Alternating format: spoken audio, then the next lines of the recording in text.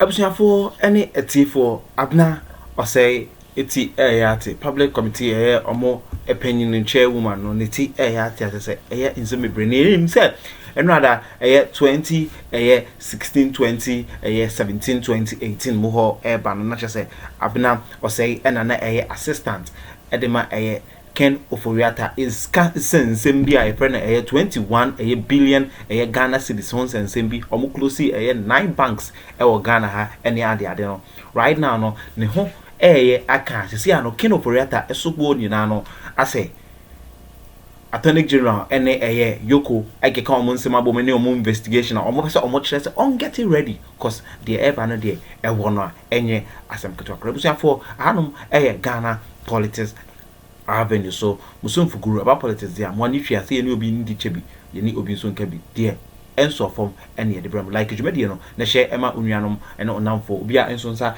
ntumi enka bi aha ena me demosi me do obi bi ase makram.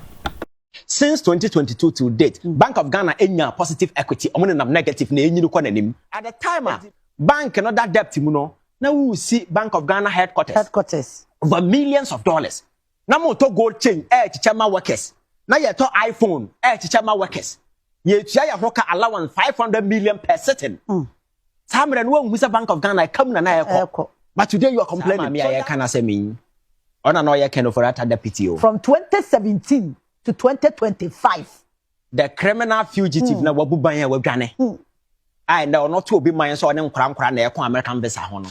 Sa maami Abayiwa usabrewa also in between. In between. Okay, Mami in between. Ona no ye Kenoforata deputy. Yeah. And some munim class sama Kenoforata din wo krom ha nyina no. She was deputizing Kenoforata. Bosi omo born wo krom ma Ghana TikTok from no nyina no. This woman and na oye the chief we no obo Kenoforata. Echidom ano ni disamre no. So if she quickly turns around to point accusation fingers on Obia, the question is about credibility of the person or Kasano. And on some now more canon, and to me question is senka IMF amfa report to ama enti opposition not to kruma na brabe na obo enti bank na okra over 50 billion in negative way no. How do we expect it say obi ba ya magic omenya mfaso? Does it make sense academically? Is it reasonable to make such an argument? IMF report na buy no. It's 182-page document. Okanya or attribute all the gains na you making to gold. So the Samijamfi outfit no sikana enam hwa airba no has been able to give us stability. But what is the whole essence of this economic space? Is it not to buy comfort of average people? And they say that it's not sustainable. It's sustainable because the IMF is telling us your reserve are double. She say America say $11.9 billion. So we have about 4 months to almost 5 months import cover. The Samijamfi outfit, which is the gold board, is the reason why Ghana economy today, briefly, because of Sikana Odeba, because my culture over the years, and the major challenge because of forex inflow. Sikana, but you see, because of gold board, your cotton gold now, Sikana automatically coming back to Bank of Ghana into our forest way. Say Bank of Ghana, was sika to the stand say now no me say na man for complain say central bank push sika into almost artificial injection. That is a joke. Now no me culture be say this is a century-old economic tool. Countries over the years central bank used to prop up a sagging currency. And I can take you UK that you can Google obviously you to be Black Wednesday. Black Wednesday because that is where the sterling tumbled and the UK had to intervene using the same mechanism. If you go back to Japan 2022, they had to pump $42 billion by the Japanese central bank to prop up the yen. If you go to the same country, April, May 2024, the central bank had to put in $62 billion to prop up the city. You go back to South Korea, they did the same thing. So this is an intervention. All the countries, even China, they'll do all these things. So good board issue no more can. You see, it's pure politics. Pure politics. The last time I culture said you need to distinguish between the saying domestic gold purchasing program from the Samijamfi's operation. The domestic gold purchasing program no dia abra Kenoforata na sa maami we bon kwase abosia to a point Ghana kwa abonten a obi ase oma ye sika no na ye ntimi mo bosia no na dollar ho aye den enti na ye ni dollar yeah enti ye ni dollar no na the only thing is here falling on gold. That is why Baumiaka said oil for gold, that kind of oil. So the central bank started buying gold or keep be our reserve. Now or the be also exchange for oil. So at the time, Dr. Baumiaka said the initiative of that particular program wasn't for profits, but was some way of a policy engineering the central bank was doing to get your friend saying gold, solid gold. I want a reserve because you can't reserve. You can have solid or liquid. Yeah. Liquid, no, the dollar. The solid, gold. So you can have any of them. That's a solid money. Yes. So at the time, because we were not borrowing, we were not even able to service our debt, you know. Now you liquid maybe. So we have to fall on. So that's why the central bank started buying gold. They were buying at a rate here. Now, are different from the rate of the ordinary people because government was an emergency trying to accumulate these things because there was an emergency. And Omokachi said the design of that particular policy, no, not for profit. Now, for a policy intervention just to address a problem. And wow, create problem, no, wow, create intervention, no, was it a yes, a profit? Into which means they were making losses as far back as 2022 till date. And this why do you expect the today Bank of Ghana to so on the other day and magician on the Odiga and a Bank of Ghana Diga? Does it even make sense? And again, I must say your friend is saying Sami Jamfi outfit na kwakoboka, which is not true because you see Sami Jamfi operation is totally different from Bank of Ghana. But Sami Jamfi's outfit is being used as an instrument at Bank of Ghana at the FHS in the gold. Or Bank of Ghana any license to go to the grounds of Koto Gold. And then you want a gold board never exactly. This is common sense. President Mahama, we are asking you to call for proper and further investigations into what is happening at Gold Board. I am temporarily relieved that at least Bank of Ghana from 1st of July 2026 is no more spending on Gold Board as it used to be. So, President Mahama, somewhere last year, you engaged the SOEs and then you mentioned that SOEs that are not making profit or SOEs that are not thriving, you either close them down or you merge them. So we want you to walk the talk. Look into Gold Board. Look into the losses that they have incurred so far and see how best you can salvage the situation. We want you to walk the talk and help save the little resources that we have. Already, you've introduced more than 8 new taxes and it's still not yielding the revenue numbers that you want. So if there's an opportunity to save some money and use it in other equally important places, we are all for it. And we ask that you do say. The minority ni Kenya efa Gold Board say losses bebree ekoso wo ho. I say aban twa ni hwe no. Say na eye no kre. Wo hwe Bank of Ghana broni beka so mon kuntabu mu bu for 2025. Ye friend financial statements no. Bank of Ghana ka say sika omode bu a Gold Board ye adwuma a omo bo ho ka no $214 million.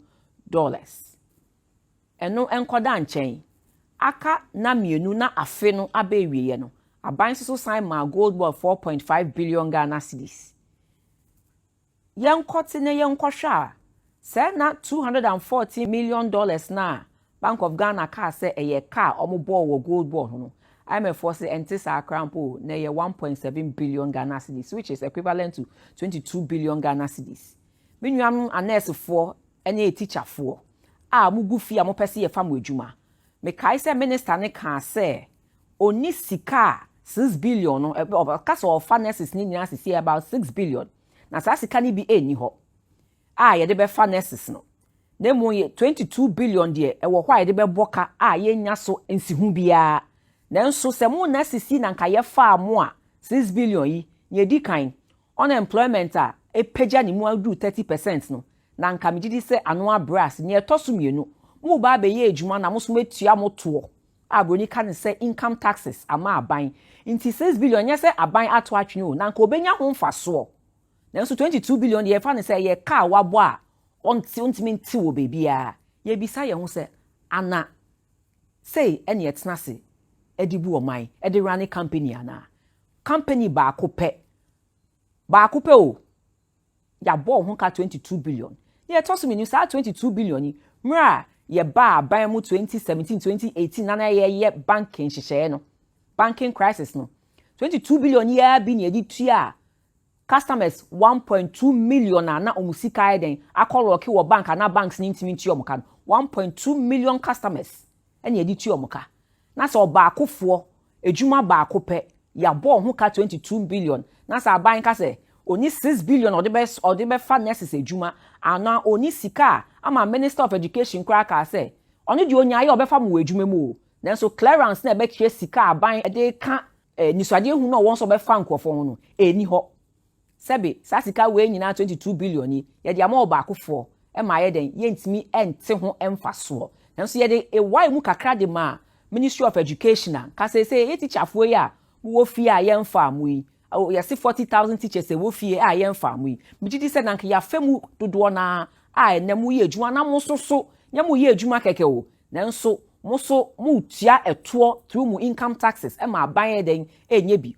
mu san so enye sika mu di bi beto nyom edidwa na mu di didwa aban so gigi a ogigi e friend revenue no in the form of VAT any excise duty no eno so be konkan menuanom na anu ya minister ne de media budget review no e ba parliament ye nye ehu ye emma ne kasa ye nto ade a enye omusem no mabo no mo ka ho asem VAT akofom VAT aban ye ntimi emiti ni VAT target for half year excise duty taxes eno so akofom aban ye ntimi emiti nti nye o ma no keke no mo de ka numbers ni na edi adanse say ye nto ade wo krom because sika eni krom aban and spending what the right places na say obakofo pe company baako pe udi 22 billion a ehun mfaso bia ensan emma e de mom na ehwe asese ya sebe sika ne ebi be wa he na yetimi di aiden e de edidwuma foforo e be boa ama mpuntuo ani broni be ka se economy be ebe sachira na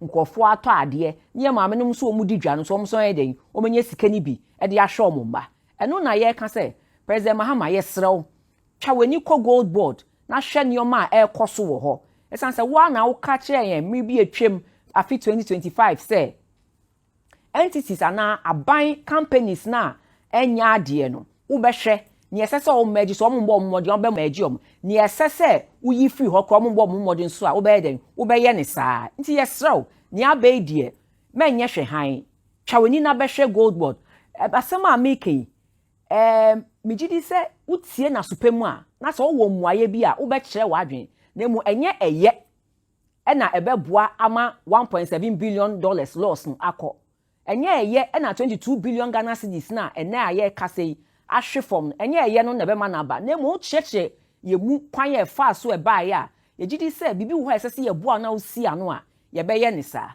ni etwa to okra ne se hwe parliament budget ne ba ha ya approve ministry department and agency bi obi ade nti ye kire wo se Ministry of Education ye be ma no teku Ministry of Health ye be ma no simpoa obi ade ye kire nanso enne wo be hwe obi ade obi ani ho a agency bi ani ministry bi ani ho a ne budget a parliament approve ye din man 100% agi gold board pe aka na mienu we de anyame na mekan ye ye penny order gold board ano eno kan say aka na mienu broni be ka say 48 hours na afi no akwa ewiye no e na aban transfer sika 4.5 billion Ghana cedis e bia me ntimi nka no ba e bia be pepe 4.5 billion Ghana cedis na aban e de ma gold board ubisa say Ministry of Education a eye free SHS no ahen ne e de ma no Ministry of Interior say recruiting police prison officers fire officers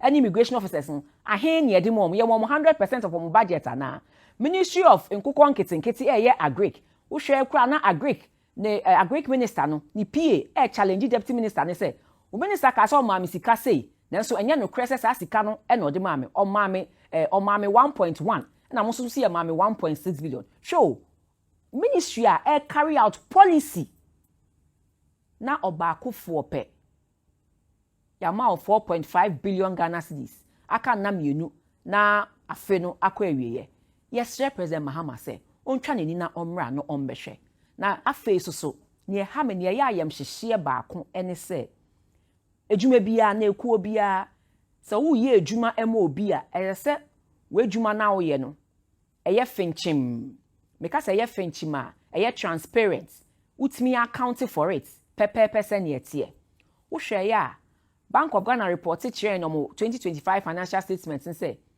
loss omu make wo gold board $214 million. IMF for say enye sa na $1.7 billion. Mi bisa accounting firm na audit Bank of Ghana no difference of 1.4 billion no eba ne say o ma ehu ana o mu hu yo de share hifa o mu mra esan say we di ebroni beka say their credibility is on the line. We want to know how they treated the difference, no, a little over 1.4 billion, such that I'm recording 240 million loss instead of the 1.7 billion loss, no. Because we dear a ya sifim, na ya yam share, say ya auditium your financial statements are bad one thing. A Bank of Ghana and Shishemune who said there be the na me show bibia ohwe adwumadi we dwumpempe so yi ye do bibia Ghana politics the monitor musumfu guru obi eni ndi chebi obi eni enke bi like dwumadi no na shema onnuanom onamfo obusuafo obi a enso nsa entumi nka bi no hu de ekoso e Ghana politics avenue ene Ghana memu politics na de ekoso ene de eba wo nsem kai bi so na utie ye no onti bibia se a treasure comment section no ye beje bre ye betena se na de onti ase bia so ya pampa ya pansa pansem ni a cheche wase medimusia makram